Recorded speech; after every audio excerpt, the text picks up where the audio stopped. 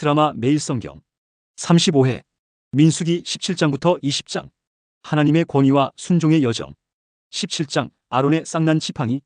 이스라엘 진영에서는 제사장직을 둘러싼 불만의 목소리가 끊이지 않았다. 고라와 그의 무리가 반역하여 멸망당한 후에도 여전히 많은 이들이 모세와 아론의 권위에 의문을 제기했다. 하나님께서는 이 문제를 영원히 해결하시고자 모세를 통해 새로운 명령을 내리셨다. 각 지파의 족장들에게 지팡이를 가져오게 하신 것이다.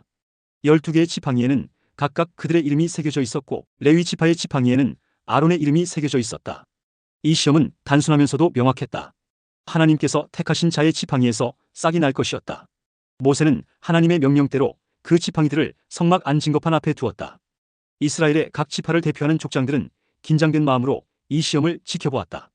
그들의 마음속에는 각자 자신의 지파가 선택받기를 바라는 기대감이 있었을 것이다. 다음 날 아침 모세가 성막에 들어가 보니 놀라운 광경이 펼쳐져 있었다. 레위 지파를 위해 둔 아론의 지팡이에서만 기적적인 변화가 일어난 것이다. 마른 나무 지팡이에서 싹이 나고 꽃이 피어 있었다.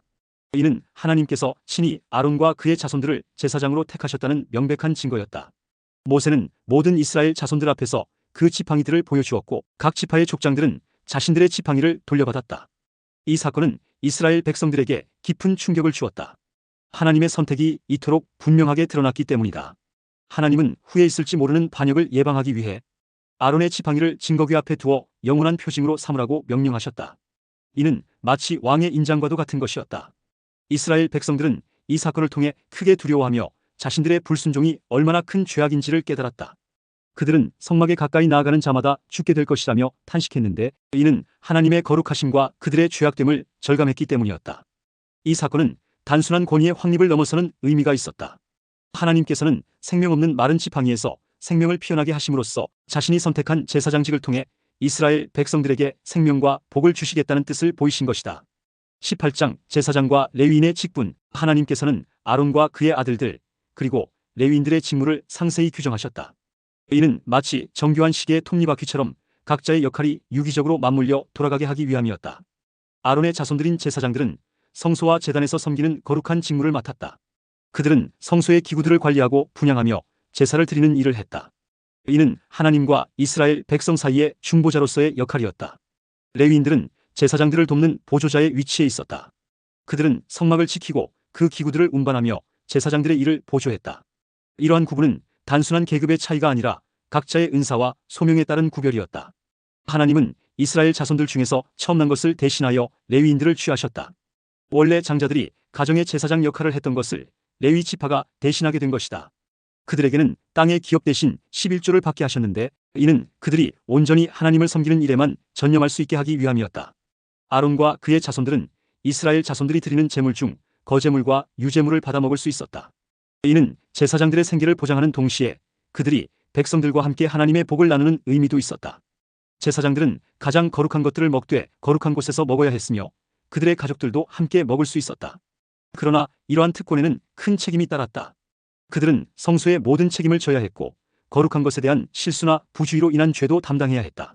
레위인들 역시 성막에서 봉사하는 대가로 이스라엘 자손들의 11조를 받았지만 그들도 그 11조의 11조를 다시 제사장들에게 드려야 했다. 이는 모든 것이 하나님께로부터 온다는 것을 인정하는 행위였다. 이처럼 하나님은 제사장들과 레위인들의 생활을 보장하시면서도 그들에게 엄격한 책임과 의무를 부과하셨다. 그들은 항상 거룩함을 유지해야 했고 백성들을 올바른 예배로 인도해야 했다. 19장 정결 의식과 부정한 것의 정결. 이스라엘 백성들의 정결을 위해 하나님께서는 붉은 암송아지를 잡아태우고 그 죄를 정결수로 사용하는 의식을 제정하셨다. 이 의식은 죽음으로 인한 부정을 정결하게 하는 특별한 방법이었다. 흠없는 붉은 암송아지를 택하는 것부터가 중요했다. 이 송아지는 전혀 멍에를 메어보지 않은 것이어야 했는데 이는 온전한 순결을 상징했다. 제사장은 이 송아지를 진영 밖으로 끌고 나가 다른 제사장 앞에서 잡았다. 그리고 그 피를 성소 앞을 향해 7번 뿌렸는데 이는 완전한 정결을 의미했다.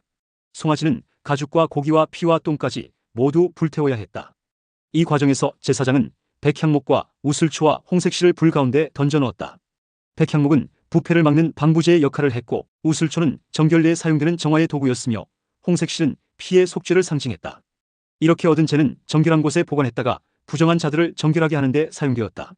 누구든지 시체를 만진 자는 7날 동안 부정하였다. 죽음은 죄의 결과이므로 시체와의 접촉은 영적인 부정을 초래했기 때문이다. 이런 사람은 반드시 셋째 날과 일곱째 날에 정결수로 자신을 정결하게 해야 했다. 만약 이 규례를 지키지 않으면 그는 이스라엘 총회에서 끊어졌다. 이는 공동체의 거룩함을 지키기 위한 엄격한 조치였다. 정결의식을 행하는 자들도 저녁까지 부정하였는데 이는 거룩함이 얼마나 엄격한 것인지를 보여주었다. 이 규례는 이스라엘 자손들에게 거룩함의 중요성을 가르쳐주는 것이었다. 그들은 일상생활 속에서 부정을 피할 수 없었지만 하나님께서는 그들이 다시 정결해질 수 있는 길을 마련해 주셨다. 이는 하나님의 은혜를 보여주는 것이었다. 20장 반석의 물과 에돔을 우회함. 이스라엘 백성들이 지친 가데스는 약속의 땅으로 가는 길목이었다. 그러나 이곳에서 그들은 연이은 시련을 맞이하게 된다. 먼저 모세의 누이 미리암이 죽었다. 미리암은 이스라엘의 중요한 지도자 중 한 명이었으며 그녀의 죽음은 출애굽 1세대가 서서히 사라져가고 있음을 상징적으로 보여주었다. 백성들은 미리암의 죽음을 애도할 겨를도 없이 새로운 위기에 직면했다. 그곳에는 물이 없었던 것이다. 메마른 광야에서 물은 생존의 문제였다. 목마른 백성들은 또다시 모세와 아론을 원망하기 시작했다. 그들은 차라리 자신들의 형제들처럼 여호와 앞에서 죽었더라면 좋았을 것이라며 불평했다. 이집트의 풍요로운 땅을 떠나 이 악한 곳으로 자신들을 이끌어왔다며 곡식도 없고 무화과도 없고 포도도 없고 석류도 없는 이곳에서 이제는 마실 물마저 없다고 원망했다.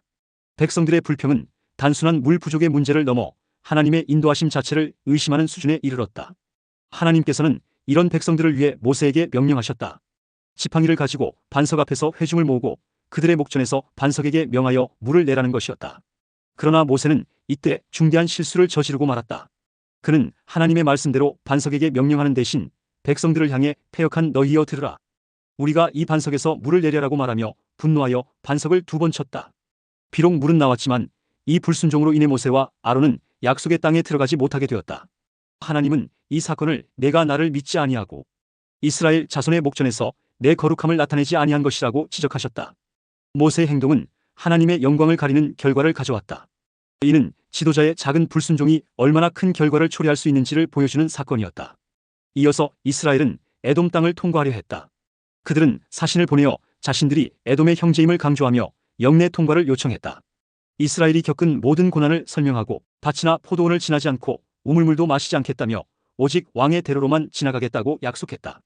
그러나 에돔은 이를 완강히 거절했을 뿐 아니라 강력한 군대를 동원하여 위협했다. 결국 이스라엘은 먼 길을 돌아가야만 했다. 여정을 계속하던 이스라엘은 호르산에 도착했고 여기서 또 다른 중대한 사건이 일어났다. 하나님께서는 모세와 아론과 엘르아사를 호르산으로 부르셨다. 그리고 아론이 그의 열조에게로 돌아갈 것이라고 말씀하셨다. 모세는 하나님의 명령대로 아론의 제사장 옷을 벗겨 그의 아들 엘르아살에게 입혔다. 이는 제사장직의 세대 교체를 의미했다. 아론은 그 산에서 죽었고 모세와 엘르아살은 산에서 내려왔다. 이스라엘 온 회중은 아론의 죽음을 30일 동안 애곡했다. 이 모든 사건들은 지도자라 할지라도 하나님의 명령에 온전히 순종해야 함을 보여주었다. 또한 약속의 땅을 향한 여정이 순탄치만은 않을 것임을 예고했다. 미리암과 아론의 죽음, 에돔의 거절, 모세의 실수는 모두 이스라엘 백성들이 약속의 땅에 들어가기 전에 겪어야 할 정년의 과정이었다. 그러나 이 모든 과정 속에서도 하나님은 그들과 함께 계셨고 그들의 필요를 채워주셨다. 드라마 매일 성경 35회